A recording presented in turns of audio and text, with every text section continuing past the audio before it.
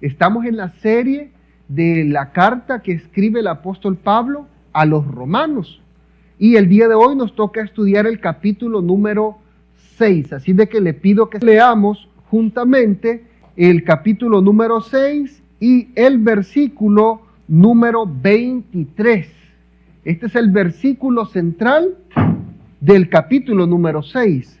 Este es un versículo que casi siempre repito yo en la mayoría de los servicios. Es un versículo que habla del castigo que nos tocaba, pero de cómo Dios nos rescató de ese castigo por su misericordia. Lo leemos en el nombre que es sobre todo nombre, en el nombre de Jesús. Porque la paga del pecado es la muerte, mas la dádiva, es decir, el regalo de Dios, es vida eterna. ¿En quién? En Cristo Jesús, Señor nuestro. Amén. Los judíos, en todos los capítulos anteriores que hemos visto y los que vamos a ver más adelante, nos damos cuenta de que siempre se estuvieron jactando. Estoy hablando de los judíos que se encontraban en la iglesia que estaba en Roma. Y ellos se jactaban y se veían superiores a los gentiles, es decir, a aquellos que no tenían sangre judía, pero que también, al igual que estos judíos, ambos grupos habían aceptado a Jesús y se reunían en la misma iglesia. Los judíos se sentían superiores porque ellos conocían la Torá o la ley o el Pentateuco o los primeros 5 libros de la ley, como se le conoce: Génesis, Éxodo, Levíticos, Número y Deuteronomio. Y los judíos se jactaban de eso, pero no solo de que conocían la ley, sino que también ellos estaban circuncidados. Así de que se sentían mejor que los demás gentiles. Pero el apóstol Pablo, en todos los capítulos anteriores que hemos visto, nos hemos dado cuenta que el apóstol Pablo les dice: no hay judío, no hay griego, no hay gentil, todos son iguales para Dios. No hay diferencia, no hay acepción de personas, ha dicho el apóstol Pablo ya en capítulos anteriores.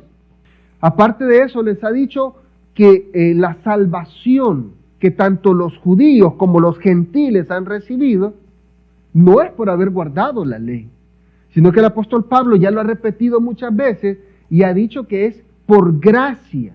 Es decir, no tenía nadie que hacer nada para recibir la salvación. Lo único que las personas necesitaban y necesitamos era poner la fe, o es poner la fe en Cristo Jesús. Y en cuanto ponemos la fe en Cristo Jesús y nos arrepentimos de nuestros pecados, entonces dice que nosotros somos salvos. Entonces dice que somos salvos por gracia, por medio de la fe en nuestro Señor Jesucristo. Eso es lo que ha enseñado el apóstol Pablo. Entonces, algunos podrían decir de que podemos seguir pecando, entonces podemos seguir viviendo la misma vida porque Jesús ya murió por nuestros pecados. Esto significa que ya somos salvos, siempre salvos. Podemos hacer lo que queramos, pues ya aceptamos a Jesús, Jesús ya pagó el precio y entonces podemos vivir de la manera que nosotros querramos. Pero el apóstol Pablo, en los versículos que vienen a continuación del capítulo número 6, nos va a decir algo: cuidado, no se confundan y no malinterpreten lo que yo les acabo de decir en los versículos anteriores o en los capítulos anteriores. Vaya conmigo al capítulo número 6, versículo número 1. Y va a empezar este capítulo con 2 preguntas. Y miren lo que dice: ¿qué pues diremos? ¿Perseveraremos en el pecado para que la gracia abunde?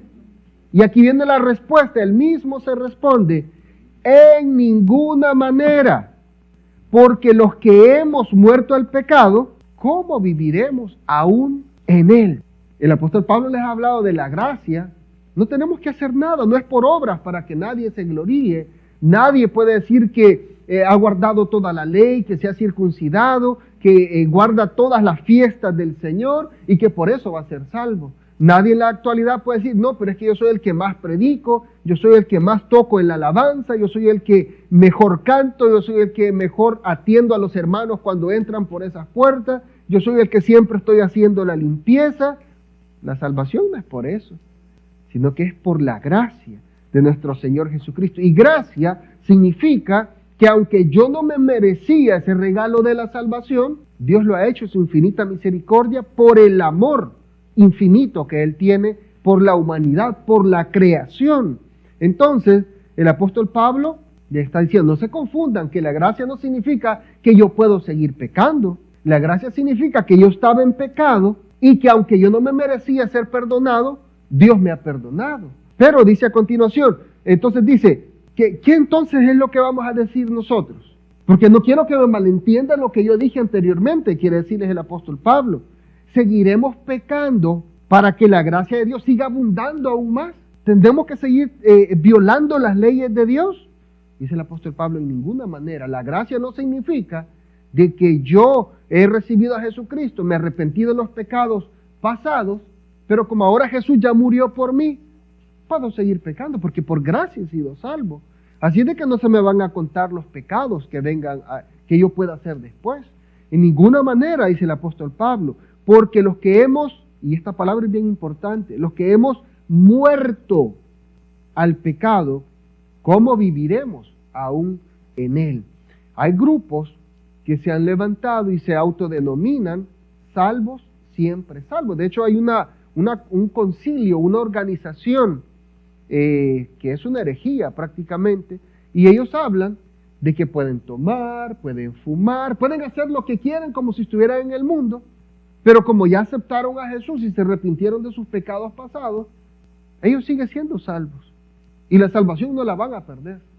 No se preocupan de nada y siguen viviendo como cualquier persona del mundo, pero van el día de la iglesia domingo, van el día de la iglesia el viernes o cualquier otra reunión que tienen en la iglesia, pero al salir siguen viviendo como cualquier persona mundana. Y el apóstol Pablo dice acá, en ninguna manera, porque los que hemos muerto al pecado, ¿cómo viviremos? Estamos muertos al pecado. ¿Cómo viviremos aún en él? Yo les he hablado de los que están muertos espiritualmente, que son los que no tienen una relación con Dios. Pero nosotros también estamos muertos, pero no espiritualmente, sino muertos al pecado, a la naturaleza, al instinto en el que yo siento algo que debo de hacer y yo sé de que no le agrada a Dios, pero yo quiero hacerlo y lo hago. Y eso es estar vivo al pecado. Es decir, le doy rienda suelta a mi vida aún sabiendo de que yo soy un hijo de Dios. Entonces, hay grupos que siguen predicando eso. Puedes vivir libremente, pues ya aceptaste a Jesús. Ahora pues nada más lee la Biblia, asiste a la iglesia y eso es todo. Eso es un club social.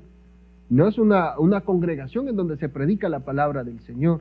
Y nosotros no queremos eso. Queremos hablar la palabra de Dios tal y como es. El apóstol Pablo dice acá, en ninguna manera. No podemos seguir pecando para que la gracia de Dios siga abundando. En ninguna manera, dice el apóstol Pablo. Versículo número 3. ¿O no sabéis que todos los que hemos sido bautizados, póngale atención a esa palabra, en Cristo Jesús, hemos sido bautizados en su muerte? Porque somos sepultados juntamente con Él para muerte por el bautismo, a fin de que como Cristo resucitó de los muertos por la gloria del Padre, así también nosotros andemos en vida nueva. Dice el apóstol Pablo entonces, de que cuando nosotros aceptamos a Jesús y nos bautizamos, dice que hemos sido bautizados en Cristo Jesús, en su muerte.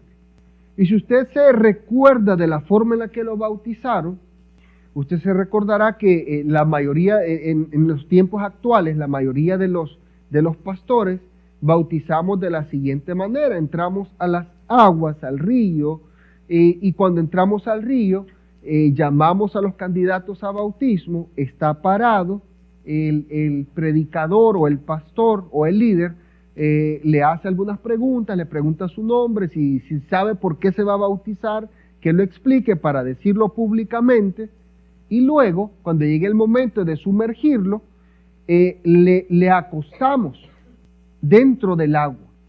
Y cuando le acostamos dentro del agua, queda por segundos cubierto por completo del agua. ¿Y sabe qué significa eso? sepultura, lo cubre. Y aquí dice el apóstol Pablo de que hemos sido bautizados en la muerte de Jesús. Es decir, que así como Jesús murió en la cruz del Calvario, así también nosotros cuando somos bautizados morimos simbólicamente y espiritualmente. Claro, sucede de que morimos al viejo hombre, a la vieja mujer. Entonces, cuando somos bautizados y quedamos sepultados o cubiertos por el agua, representa que he muerto al pecado.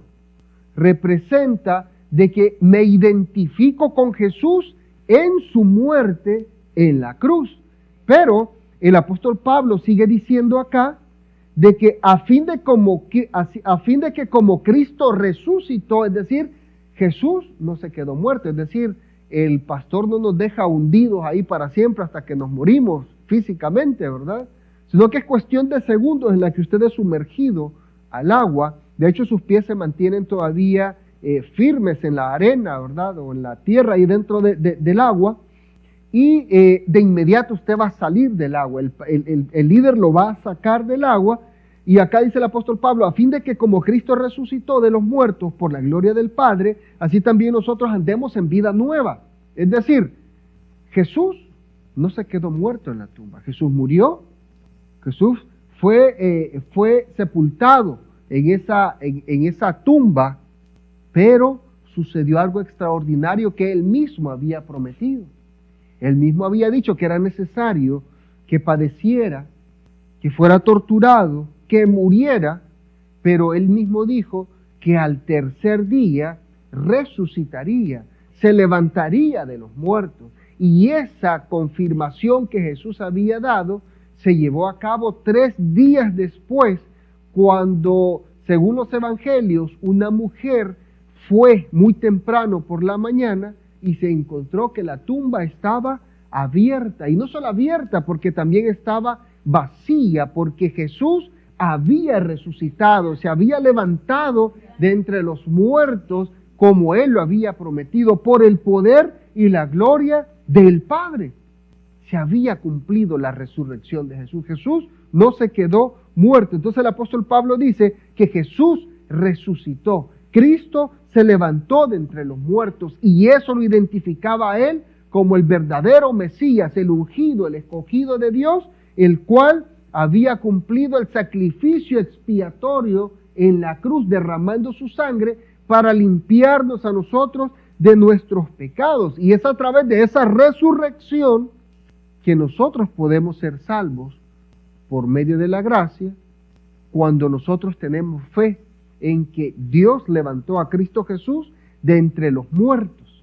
Y de esa manera nosotros entendemos de que somos salvos. Y salvo significa justificado, regenerado y santificado, limpio por completo cuando no lo merecíamos, porque eso es por gracia. Entonces, morimos simbólicamente cuando somos cubiertos por el agua. Cuando quedamos cubiertos por el agua significa sepultura, pero a la misma vez somos sacados del agua, y cuando somos sacados del agua, llega entonces el tiempo de la resurrección, del nacimiento, de la nueva vida, empezar de nuevo limpio y puro, como dice las Sagradas Escrituras. Eso es el bautismo. Y eso simboliza a Jesús en su muerte, sepultura y resurrección. Es decir, que yo me identifico con Jesús. Entonces, cuando una persona es bautizada, significa que quiere hacer pública su fe en que Cristo Jesús fue el que lo redimió de sus pecados cuando murió en esa cruz y derramó su sangre, y que Cristo Jesús es el Dios de su vida, y que se identifica con Jesús en su muerte, sepultura y resurrección. Y es por eso que el acto del bautismo ya no es para arrepentimiento de pecado como se predicaba antes, porque del pecado nos arrepentimos cuando aceptamos a Jesús. El bautismo es nada más para llevar a cabo simbólicamente de que yo me identifico con Jesús en su muerte, sepultura y resurrección. Qué importante es la resurrección de Jesús, y el apóstol Pablo ya lo repitió varias veces y lo va a seguir repitiendo adelante, porque la fe en Cristo Jesús que nosotros tenemos está puesta en Él porque Él resucitó. Porque si Jesús no resucitó, en vano fue todo el sacrificio que Él hizo en la cruz del Calvario. Es como que cualquier otro hombre murió. Y murió y sufrió y fue triste todo lo que pasó. Pero si no hubiera resucitado, dice el apóstol Pablo, que seríamos los más dignos de con misericordia, es decir, de lástima. Y que todos se podrían burlar de nosotros porque Jesús no resucitó. Y a través de los estudios, los teólogos han encontrado de que es real, de que Jesús resucitó. Está escrito, hay evidencias, incluso se pusieron guardias para que cuidaran el lugar del sepulcro en donde Jesús había sido dejado, y los guardias que dejaron fueron testigos de cómo los ángeles que llegaron, movieron la roca que estaba ahí. Ellos fueron testigos de la resurrección de Jesús. Y dice, según el Evangelio de Lucas, de que se les pagó, se les dio dinero para que callaran y no dijeran lo que habían visto. Pero ellos, aunque se les pagó, ellos sabían lo que verdaderamente había sucedido, y quizás por miedo y amenazas de los demás no quisieron divulgarlo. Pero esos guardias, esos custodios que estuvieron cuidando la tumba, ellos fueron testigos oculares de que Jesús verdaderamente resucitó de entre los muertos. Ahora, otra evidencia acerca de la resurrección de Jesús es bien práctica y es bien lógica. Imagínense que han acusado a los discípulos de que los discípulos fueron los que escondieron el cuerpo de Jesús y que lo llevaron y lo enterraron en otro lado para que nadie lo encontrara y que dijeran que Jesús no había resucitado. Así se decía, por lo menos en ese tiempo. Pero, imagínese usted, Pedro, Pablo, Juan, y todos estos grandes hombres de Dios, Esteban, Felipe y todos estos hombres que predicaron a Cristo Jesús, y muchos de ellos que fueron testigos oculares del acontecimiento extraordinario que después de que Jesús resucitó se presentó ante ellos. Si ellos, pensemos por un momento de que verdaderamente escondieron el cuerpo de Jesús, ¿usted cree que Pablo hubiese aguantado tantas azotadas las veces que lo lapidaron? Es decir, que lo dejaron casi por muerto a pedradas, las veces que naufragó viajando a otros lugares para predicar el Evangelio. Si antes Pedro le había contado, ¿sabes qué? Es que Jesús no resucitó, nosotros escondimos el cuerpo. Nosotros tratamos de ocultar la evidencia porque pues ya se propagó el Evangelio y hay que seguir predicando. ¿Usted cree que ellos estaban dispuestos a sufrir por algo que no era cierto? Si ellos mismos sabían que Jesús no había resucitado y que ellos habían escondido el cuerpo, entonces, ¿para qué seguir sufriendo a causa del Evangelio? Si ya no tenía sentido la causa, no tenía sentido. Entonces, por sentido común podemos entender de que si estos hombres, después de que Jesús murió, y sabemos que nosotros resucitó, aunque la gente decía que no había resucitado, sino que ellos habían escondido el cuerpo, pero ellos habían sido testigos oculares porque Jesús resucitó, se presentó con ellos durante 40 días, incluso comió con ellos, les dio la gran comisión y les dijo, no los dejaré solos, rogaré al Padre que envíe a otro consolador, al Espíritu Santo, quienes va a guiar a toda verdad. Ellos estaban seguros de eso. Y Pablo nunca caminó con Jesús.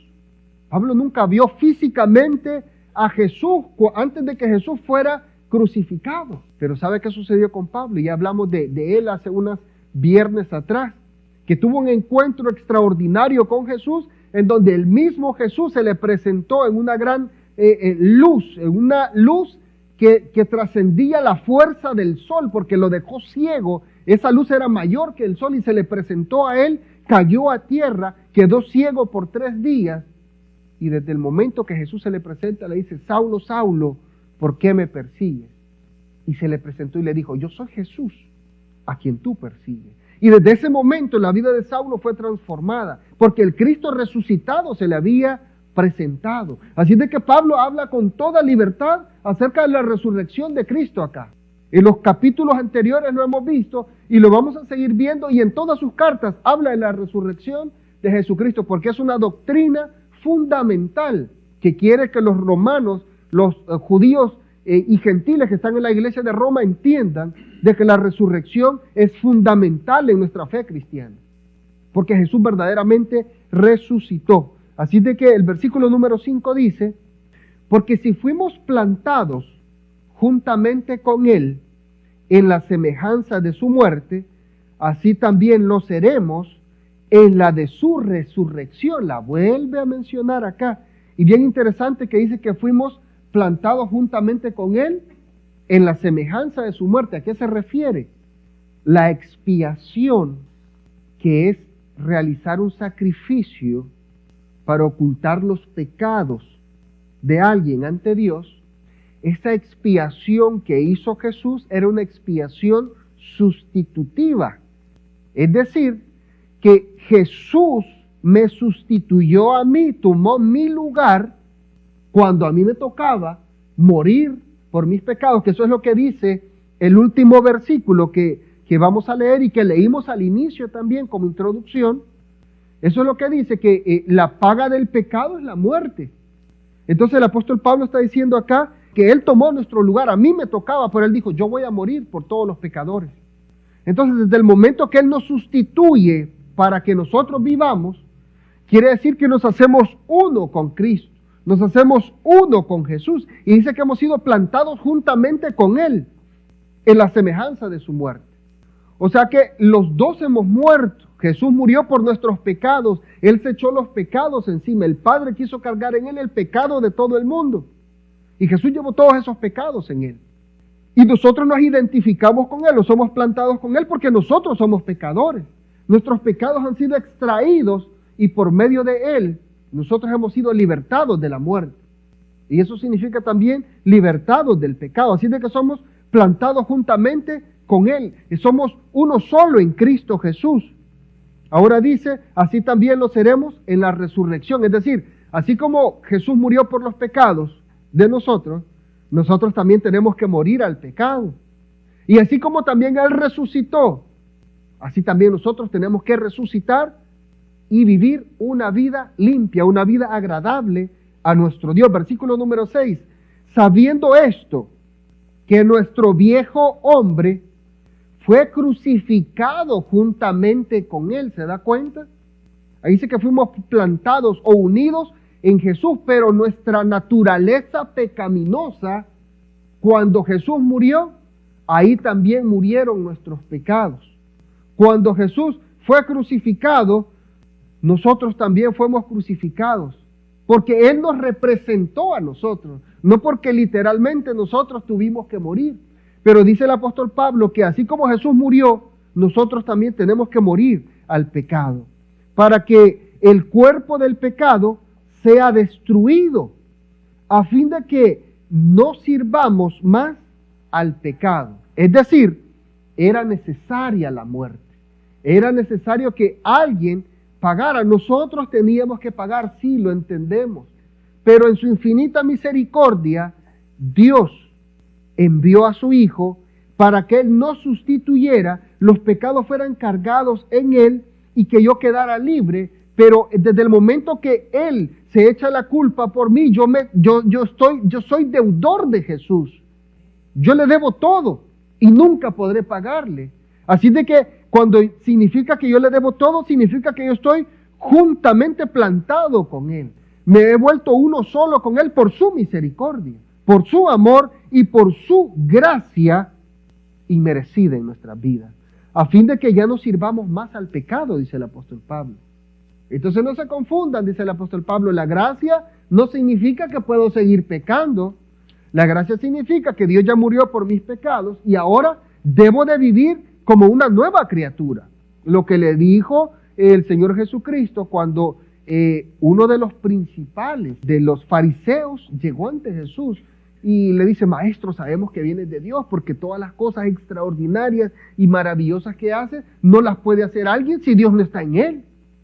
Pero Jesús no le dice, sí, verdad, es cierto, qué bueno que ya lo entendiste. Jesús va directamente al grano, como decimos, y le dice, te es necesario nacer de nuevo. Te es necesario empezar una nueva vida. Es decir, te es necesario morir al pecado. Es decir, que ese hombre, aunque era un experto en la ley, un conocedor de la Torá, 613 leyes, estatutos y mandamientos, un conocedor de todo el Tanaj o del Antiguo Testamento, pero eso no le daba la salvación. Porque la salvación tenía que venir por medio de poner la fe en Cristo Jesús. Y iba a ser por gracia, no por todos los ritos que tenía que guardar.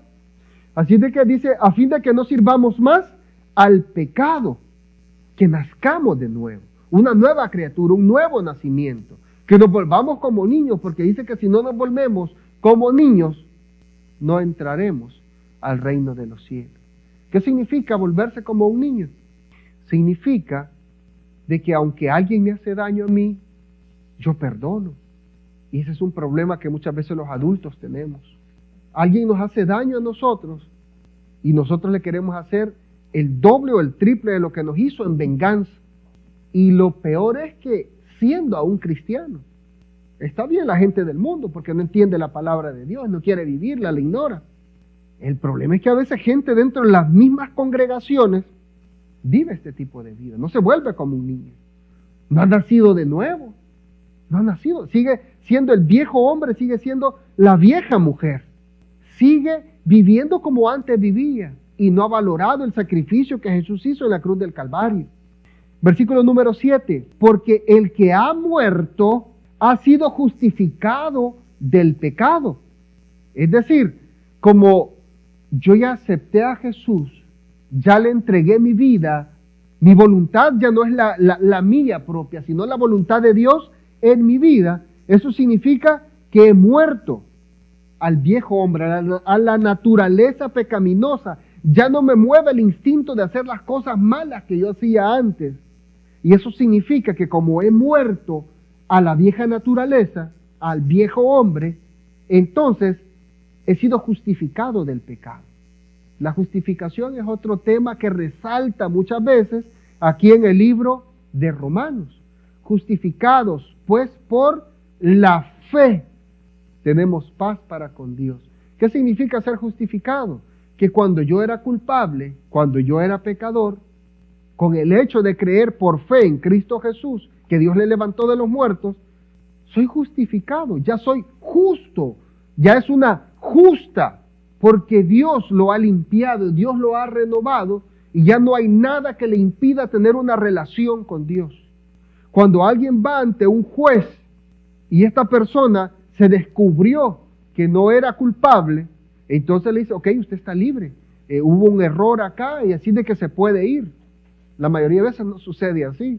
La mayoría de veces la gente es culpable. Pero imagínense, en los casos seculares, con los jueces, no sucede que la persona dice, ¿sabe qué? Me arrepiento de haberle robado, de haber hecho daño, de haber destruido el vehículo, de haber hecho esas cosas malas. Ok, está bien, pero ¿sabe qué? Debe de pagar 5 años en prisión, porque eso dice la ley.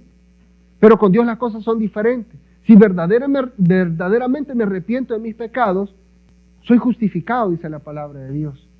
Y usted dirá, pero es que tantas cosas que hice, ¿será posible que Dios pueda justificarme? ¿Será posible que tantas cosas desagradables que le hice a la esposa, que le hice al esposo, que le hice a mis hijos, que le hice a mis vecinos, tantas cosas malas que hice, incluso destruí mi propio cuerpo, ¿será posible que Dios me haya justificado? Sí. Si ha puesto verdaderamente la fe en Cristo Jesús, se ha arrepentido verdaderamente de sus pecados, Jesús lo ha justificado por gracia. No lo merecía usted, no lo merecía yo, pero porque hay un verdadero arrepentimiento y por la fe que yo he puesto en Cristo Jesús, he sido justificado del pecado, dice el apóstol Pablo acá, versículo 8.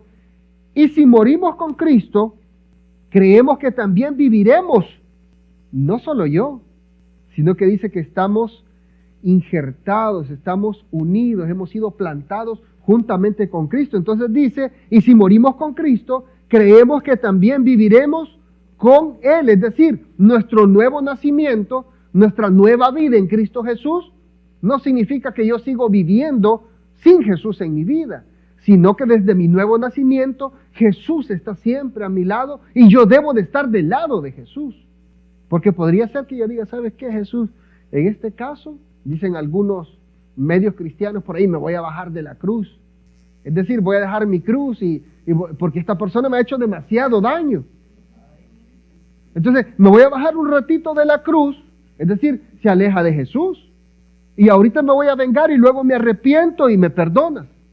Pero es que el apóstol Pablo no está diciendo que así es que funcionan las cosas. Dice que hay un nuevo nacimiento, una nueva vida. Soy transformado, soy cambiado, soy justificado. He sido limpiado del pecado y no debo de seguirme contaminando. Debo mantenerme limpio. Debo de mantenerme puro. Debo de mantenerme transformado porque así como Dios me quiere, porque estoy caminando con Él. Porque esa mala relación que teníamos, Jesús la restableció cuando Él murió en la cruz del Calvario. Hay personas allá afuera que necesitan a Jesús y saben que lo necesitan. En el momento que ellos se arrepienten verdaderamente, esa brecha, ese bloque, ese abismo, esa separación que hay de Dios, cuando ellos confiesan a Jesús como su único y suficiente Salvador, automáticamente desaparece. Y hay una relación directa con Dios por medio de Jesucristo, porque Él es el único medio. Así de que dice, y si morimos con Cristo, es decir, con respecto al pecado, creemos que también viviremos con Él, andaremos con Jesús, sabiendo que Cristo, habiendo resucitado de los muertos, ya no muere. Y la muerte no se enseñorea más de Él. Es decir, Jesús no tiene que morir constantemente por el pecado. Ok, aquella persona va a cometer pecado. O aquel acaba de cometer pecado. Entonces, otra vez tengo que ir para que me maten otra vez y redimirlo. Jesús murió una sola vez. Y ese sacrificio expiatorio valió para las personas que estaban en el tiempo de Jesús y creyeron en Él. Vale para nosotros que estamos en la actualidad y para las personas que incluso no han nacido, pero que van a cometer pecado. Jesucristo les va a perdonar, les va a justificar y les va a hacer sus hijos si ellos verdaderamente se arrepienten. Versículo número 10, porque en cuanto murió al pecado, murió una vez por todas, mas en cuanto vive para Dios, vive. Así también vosotros, y aquí hay que resaltar esto, consideraos muertos al pecado, o sea, demos por cuenta, por hecho, de que ya estamos muertos al pecado, es decir, ese instinto carnal en nosotros ya no debe de existir, ya no debe de habitar en nosotros. Dice, en cuanto vive para Dios, así también vosotros consideraos muertos al pecado, pero vivos para Dios, ¿por medio de quién sería? En Cristo Jesús, quien es nuestro Señor, Señor nuestro. Vivos, es decir, por eso es que decimos, estábamos muertos en nuestros delitos y pecados, pero en cuanto nos arrepentimos, morimos al pecado, pero hemos resucitado con Cristo Jesús. Ya no soy un alma que anda vagando y haciendo lo que quiere por un lado para el otro, viviendo en oscuridad, piensa que están bien las cosas, pero las hace mal porque está muerto espiritualmente. Está vivo al pecado, pero muerto espiritualmente. No hay una relación con Dios, pero nosotros es al revés. Morimos al pecado, pero resucitamos en Cristo Jesús. Y debemos mantenernos vivos para con Cristo. Versículo 18, y libertados del pecado, vinisteis, y este es bien interesante también, vinisteis a ser siervos de la justicia. Es decir, servidores para con Dios y para con los demás en justicia. Es decir, servimos en justicia. Hablo como humano, es decir, yo les entiendo porque yo también soy hombre, dice el apóstol Pablo. Hablo como humano por vuestra humana debilidad. O sea, yo los conozco porque yo también soy hombre. Hay una debilidad. De hecho, él se va a comparar en los próximos capítulos en que él tratando de hacer el bien, tratando de hacer lo bueno, cae en cuenta de que hace lo malo. Y eso es antes de que se convirtiera. Cuando lleguemos a esa parte lo vamos a explicar. Pero es que ese es el instinto natural, porque está en nosotros siempre, estamos en la carne, vivimos en este mundo físico, pero somos personas que tenemos al Espíritu Santo de Dios en nosotros. ¿Qué significa eso? Que el Espíritu Santo de Dios en nosotros y nuestro espíritu luchan en contra de las debilidades de la carne y las detenemos. O sea que ya no llegan esos instintos carnales que antes llegaban a nosotros y lo hacíamos de inmediato, sino que hay una lucha porque el Espíritu de Dios está en nosotros y decimos, no, ya no debo de pensar así, ya no debo de hacer eso, ya no debo de vivir así, ya no debo de hablar así. Porque hay un espíritu en mí fortificado por medio del Espíritu Santo de Dios en mi vida, y eso me da la fuerza para mantenerme firme. Ahora, dice, hablo como humano por vuestra humana debilidad, que así como para iniquidad presentasteis vuestros miembros para servir a la inmundicia y a la iniquidad, así ahora para santificación presentad vuestros miembros para servir a la justicia. Yo creo que si nos ponemos a pensar, aunque no es bueno meditar tanto en las cosas malas que uno vivía, pero en el sentido de analizar de dónde nos ha sacado Dios, si nos ponemos a pensar que muchas veces quizás preparamos nuestras casas para que se hiciera un gran bailongo ahí en la casa, para que nosotros, no te preocupes, vente y yo pongo la cerveza, yo pongo el vino, yo pongo, en El Salvador decían, yo pongo el guaro, la bebida alcohólica, entonces vente. Y los otros dicen, no, pues entonces ya se hizo la fiesta, vámonos. Y preparar, y no le importaba que los amigos incluso en la borrachera se terminaran dando duro ahí en la casa, los hijos viendo el gran desorden, pero presentaban sus cuerpos para iniquidad. La demás gente decía, pobrecita esa gente, pobrecita la esposa cómo sufre, porque el hombre gasta todo el dinero en las borracheras con sus amigos y se le olvida que sus hijos comen, que sus hijos tienen que vestirse, que hay que pagar la renta. Y viven en una desgracia y presentaban sus cuerpos de esa manera deshonesta, agarrando una mujer y otra mujer. Y gracias a Dios que algunos no se enfermaron, pero algunos terminaron con sus cuerpos contaminados, SIDA y otros tipos de enfermedades de transmisión sexual, porque no se cuidaron, presentaron sus cuerpos a la iniquidad y fueron arrastrados por el diablo como marionetas de un lado para otro. Yo estuve personalmente en esos estilos de vida y Dios de ahí me rescató. El enemigo lo manipula uno de un lado para el otro. Es un muñeco de trapo en las manos de Satanás que lo arrastra para todos lados. Y uno bien, gracias. Y solo se arrepiente hasta que amanece el siguiente día y se da cuenta, ¿y dónde estoy? ¿Y qué estoy haciendo acá?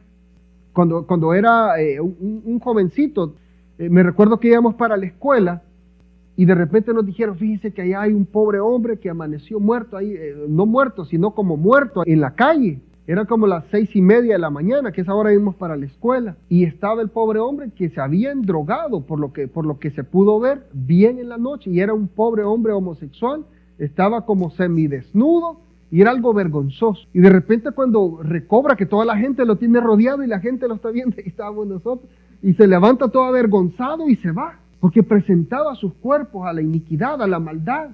Cuando estaba en el deleite no le importaba, pero al final Satanás destruía la vida de estas personas y sigue destruyendo la vida de muchos que han sido gente profesional, gente que ha tenido propiedades, ha tenido carros último modelo, ha tenido mucho dinero en el banco, pero cuando conoce gente que Satanás manipula y esta gente los seduce para hacer algún viaje de placer y van y empiezan a agarrar vicios, cocaína, heroína, marihuana, los mejores vinos, y empieza esta persona a hacerse adicta y todo ese dinero, todos los bienes que tenía, desaparecen y terminan en las calles empujando carritos. Gente que vivía una vida bien cómoda, pero como le dieron rienda suelta a su vida, presentaron sus cuerpos a la iniquidad, presentaron todos los miembros de su cuerpo para autodestruirse. Satanás aprovechó eso. Y al principio te pone todos los placeres. Si yo me recuerdo cuando uno de mis compañeros de 8º, 9º grado, creo que era, me dijo, mira, prueba esto. Y me dio un poquito de marihuana en una bolsita. Prueba esto, me dijo. Estaba buscando clientes. Quería que lo probara. Y luego que lo probara, pues si me gustaba, me imagino que lo iba a buscar. Regálame otro poquito, un momento. Te di la prueba. Pero ahora si quieres yo lo vendo, mira, vale tanto. Es una trampa del enemigo. Es una trampa de Satanás. Y así hace con todas las cosas, con las tentaciones. A los que les gusta la pornografía, a los que les gusta el alcohol, a los que les gusta la marihuana, a los que les gusta ver a la mujer del prójimo, a los que les gusta, a las mujeres que les gusta ver al hombre de su prójima, de su amiga, de su vecina. Satanás busca medios para seducir.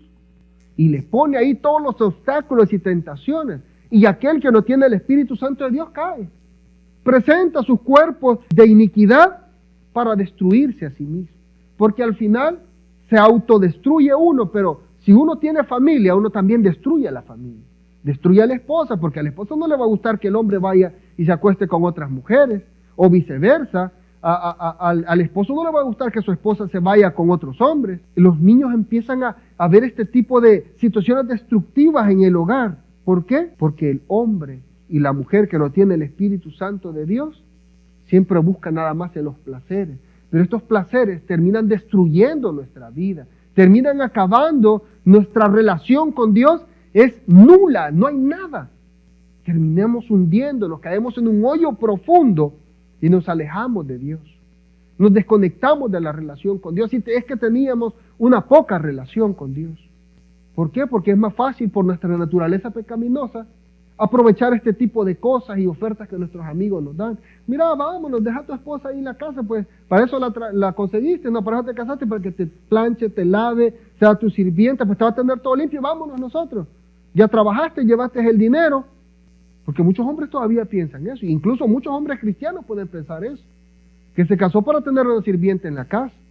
Así de que la deje y él se va a darle rienda suelta con sus amigos, y se va a los bares, a los lugares donde hay mujeres, y destruye su vida. Y a su esposa la tiene esclavizada, y le da rienda suelta a su instinto carnal. Ese es el tipo de vida que nosotros llevábamos. Y sí nos da vergüenza decirlo.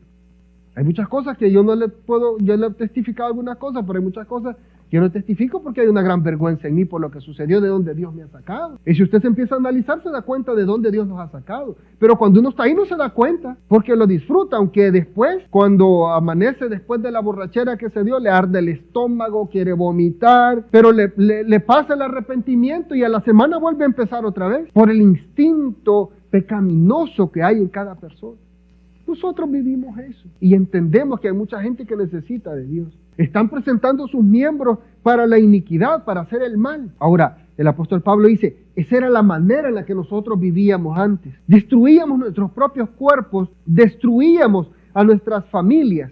Vivíamos en inmundicia, es decir, en suciedad, en contaminación. Todos nuestros deseos estaban inclinados a la maldad, a hacer daño, al placer, a autodestruirnos. Pero dice el apóstol Pablo, bueno, esa era la manera antes de vivir, aunque algunos todavía la viven allá afuera. Y por eso es que también nosotros no debemos de conformarnos a estar solo nosotros acá como hermanos y ya somos salvos nosotros, amén. Hay que hablarles también a ellos de Cristo Jesús. Tenemos que llenar esta iglesia de esa gente necesitada de Dios. Esa gente necesita buscar de Dios. Y dice, así como ustedes vivían, ahora dice, así ahora, para santificación, así como le diste rienda suelta antes, y no te importaba que se rieran todos los demás, no te importaba terminar medio desnudo, borracho, tirado en las calles. Así ahora, para santificación, presentad vuestros miembros para servir a la justicia. Es decir, el apóstol Pablo está diciendo, oigan, miren que cuando se trataba de parrandas, fiestas, celebraciones, no te importaba incluso hasta poner todo tu salario que había ganado con tal de disfrutar y darle rienda suelta. Ahora también dice el apóstol Pablo, para santificación hay que servir a la justicia. ¿Qué significa eso?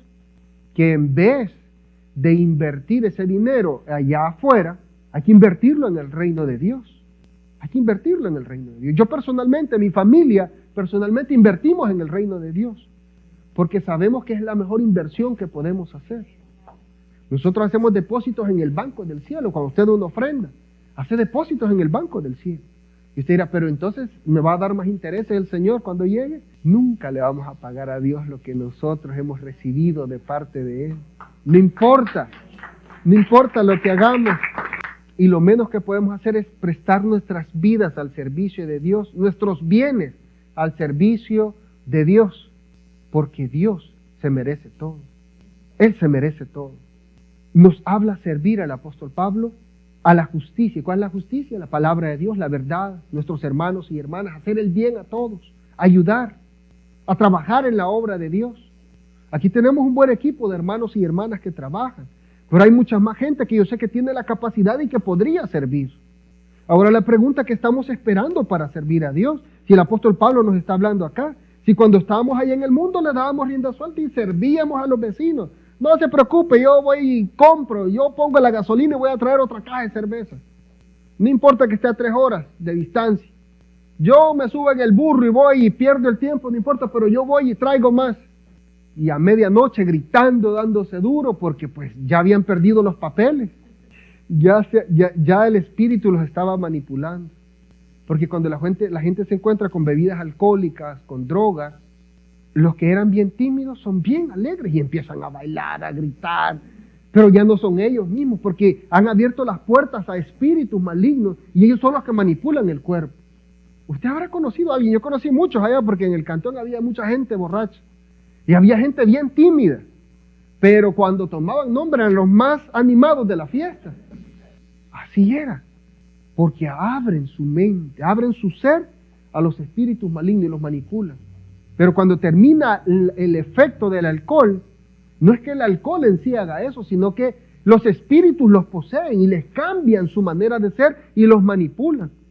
Y al final le dicen, oye, mira, estaba besando al vecino allá. No, pero ¿cómo yo no? Pero... Hay gente, vecinos míos allá en el rancho, que hacían eso. No, porque vos sos mi amigo, sos mi chero. Y lo besaba. Y en nuestra cultura normalmente no besamos a otro hombre. Los argentinos, los españoles lo hacen.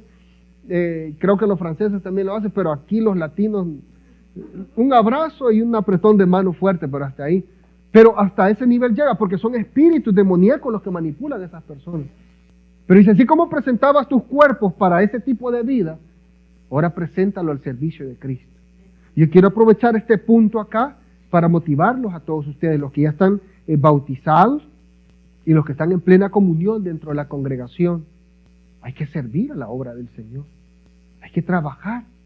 Tenemos a varios servidores, diáconos, pero que me gustaría que algunas veces ellos se sienten y disfruten del mensaje. Pero sé que desde el principio están dando la bienvenida, los despiden, están atendiendo, están haciendo una cosa y otra. Y me gustaría que ellos también se gocen en el mensaje y que otros los cubran. Me gustaría que entre todos los que estamos acá nos levantemos y sirvamos, que apoyemos los unos a los otros. Cuando hay actividades que hacer dentro de la congregación, que no sean siempre los mismos, sino que otros se levanten a ayudar también. Porque aunque es un trabajo para el Señor, pero yo sé que también cansa. Ellos vienen mucho más temprano para tener todo listo, en el sistema de sonido encendido. También necesitamos gente que nos ayude ahí en multimedia. Hay varias cosas que hacer acá. Aquí no es de que el pastor es el que hace todo. No, yo no quiero hacer todo. Hay un equipo acá que el Señor ha puesto y que tiene la capacidad para hacerlo. Y que también puede hacerlo. No solo el pastor debe de predicar. Por eso has visto que otras personas también predican acá, de nuestros mismos hermanos. Porque tienen la capacidad y que se desarrollen también y que puedan compartir sus experiencias y la palabra del Señor sobre todas las cosas. Hay muchas capacidades, dones y talentos entre ustedes, y nuestra visión en nuestra organización a nivel mundial es siempre preparar nuevos líderes, nuevos hombres y mujeres dispuestos a servir al Señor. En agradecimiento, no es que, ok, Señor, pues si con esto te voy a pagar lo que tú has hecho en el sacrificio, y con ese sacrificio de la cruz del Calvario, pues voy a servir, ¿no? Nunca le vamos a pagar. Si este servicio que nosotros ofrecemos al Señor y a nuestros hermanos, a nuestras congregaciones, es en agradecimiento, no para pagarle a Dios. Nunca podremos pagarle a Dios. Pero lo menos que podemos hacer es poner nuestro ser, nuestra vida al servicio de Dios y nuestros bienes al servicio de Dios. Cuando hacemos eso, Dios nos honra y nos bendice aún más. Siempre disponga una parte de sus bienes, de su dinero, para presentarlo a la iglesia donde se congrega, a la iglesia en donde usted asiste. Pues lleve esa ofrenda. No es para el pastor, es para todo lo que necesita en la iglesia. Incluso el dinero es necesario. Y incluso el mismo Señor Jesucristo tenía un tesorero. ¿Saben quién era el tesorero? Judas era el tesorero. El mismo Señor Jesús tenía un tesorero. ¿Por qué? Porque había gente que les daba ofrendas para el ministerio. Jesús no trabajaba. Jesús se había dedicado a la predicación de la palabra. Así de que un tesorero tenía. Porque también los bienes materiales son necesarios para el avance del evangelio. Tenemos que invertir en imprenta, tenemos que invertir en las transmisiones en vivo, en el equipo digital, todo lo que tenemos, mantenimiento, etcétera. Los pagos de los biles que no paren, el verano se sube más. Pero eso deje que el Señor hable y trate en su vida nunca debe de sentirse en obligación. En esta iglesia nunca vamos a presionarle a usted para que dé su diezmo o dé su ofrenda. Porque si yo le digo, todos ustedes deben de dar el diezmo, y dice, ok, pues está bien, lo voy a dar, pero no lo da de corazón, Dios no lo toma en cuenta. Si usted quiere que Dios lo tome en cuenta, que salga de su propio corazón, voluntariamente, traiga su diezmo, traiga su ofrenda, y eso se utiliza para este lugar. Pero que usted lo sienta en su corazón. Si antes gastaba el dinero allá afuera en lo que no era pan, en lo que lo autodestruía, ahora úselo para la obra del Señor. Tan bueno es Dios que desde que mi esposa y yo empezamos a dar el diezmo, les confieso, las primeras veces uno siente, wow, el 10%, pero podría comprar esto y lo otro si no diera el 10%. Pero nosotros nos hemos dado cuenta que cuando nosotros tenemos años diezmando y nos damos cuenta que el Señor tan bueno es que nos deja porque Él es el que nos da el trabajo, Él es el que nos da la salud, Él es el que nos da la fuerza, Él es el que nos bendice, Él es el que nos ha rescatado y nos ha redimido y nos deja con el 90% y nosotros solo le damos el 10%. Él debería tener el 90% y nosotros el 10%. Pero Dios es bueno y les dice, trae los diezmos al alfolí. El que quiere, el que lo siente. Y me gusta porque cuando fue el tiempo del tabernáculo, dijo que voluntariamente todos llevaran de los materiales que se necesitaban para construir el tabernáculo, pero que lo llevaran voluntariamente. ¿Y sabe qué fue lo extraordinario ahí? De que todos, pues, la presencia de Dios va a estar con nosotros en el tabernáculo, y todos querían dar oro, plata, que era con lo que se iba a construir todos los utensilios que Dios había mandado, las telas, lo más valioso lo dieron. Y como dice, dile al pueblo que ya se detenga porque ya tenemos suficiente. O sea que el pueblo se desbordó voluntariamente en dar. En esta iglesia nunca va a escuchar que usted está obligado a dar el 10%, y que usted está obligado a dar el 20% o a dar tanta cantidad de dinero. Debe de ser voluntario, pero queremos que haga conciencia de que si lo malversaba antes ahí en el mundo, ¿por qué no ahora invertirlo en el reino de Dios? Si usted lo siente en su corazón, porque así es como avanza el reino de Dios. Amén. Entonces, prepárese para servir. Necesitamos más gente que nos ayude a servir, gente que nos ayude a darle clase a los niños, gente que nos ayude con las clases de jóvenes. Somos un equipo en Cristo Jesús. Caminamos al lado de Cristo Jesús significa que trabajamos juntos en la obra del Señor, como un solo equipo, un solo cuerpo en Cristo Jesús. A trabajar en la obra del Señor se ha dicho. Versículo 20. Porque cuando erais esclavos del pecado, erais libres acerca de la justicia. Es decir, no estaba justificado y podías hacer lo que querías. Versículo 21. Pero ¿qué fruto teníais de aquellas cosas de las cuales ahora os avergonzáis? ¿Y qué fruto tenías? Dice el apóstol Pablo acá. ¿Cuáles eran los beneficios de darle rienda suelta a tu vida? No era ninguno. Nada bueno se sacaba, porque el fin de ellas es muerte. Ese era el fin. Versículo 22. Mas ahora que habéis sido libertados del pecado y hechos, nos vuelve a repetir acá, siervos de Dios, es decir, alguien que le sirve a Dios, alguien que trabaje en la obra de Dios. Tenéis por vuestro fruto la santificación y como fin la vida eterna. Es decir, como hemos sido salvos, hemos sido santificados, y la santificación significa que no hay pecado, que no hay maldad en nosotros. Por lo tanto, tenemos una relación con Dios, y al tener una relación con Dios significa que tengo la vida eterna. Voy pues a preparar lugar, dijo el Señor Jesús, para donde yo estoy, vosotros también estéis. Pero rogaré al Padre que os envíe a otro consolador. Así de que, pero el fin de la humanidad que crea en Cristo Jesús como el único y suficiente Salvador es la vida eterna. Versículo 23. Porque la paga del pecado es muerte, mas la dádiva de Dios es vida eterna en Cristo Jesús, Señor nuestro. La ley de Dios dice que todo aquel que comete pecado debe de morir.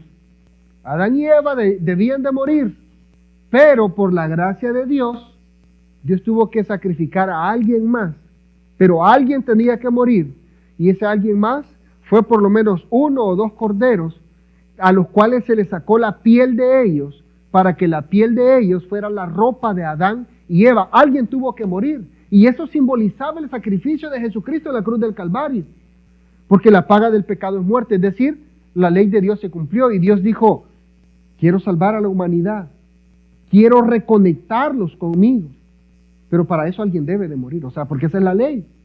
Entonces Dios mismo se había provisto para redención de la humanidad por medio del Señor Jesucristo. Porque alguien tenía que morir, así de que Dios mismo vino, tomó la forma humana y murió en la cruz del Calvario por las manos de los humanos, de su creación. Se humilló tanto por amor a nosotros, pero alguien tenía que morir. Alguien tenía que derramar la sangre y Jesucristo lo hizo. Esa era la paga del pecado, la muerte. Mas el regalo de Dios es vida eterna en Cristo Jesús, Señor nuestro. Es decir, por medio de Jesucristo hemos recibido la salvación. El regalo que hemos recibido era inmerecido, pero Dios nos lo da si nosotros somos obedientes y nos sometemos a su voluntad y nos arrepentimos de nuestros pecados.